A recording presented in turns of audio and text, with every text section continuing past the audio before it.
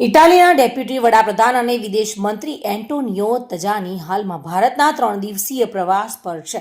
બુધવારે સાંજે તેમની વડાપ્રધાન નરેન્દ્ર મોદી સાથે મુલાકાત થઈ હતી, જેને તજાનીએ ખૂબ જ પોઝિટિવ અને ઉપયોગી ગણાવી છે. મેલેનિયા મોદીને ઇટાલી આવવા માટે આમંત્રણ આપ્યું છે. પીએમની પણ હા છે.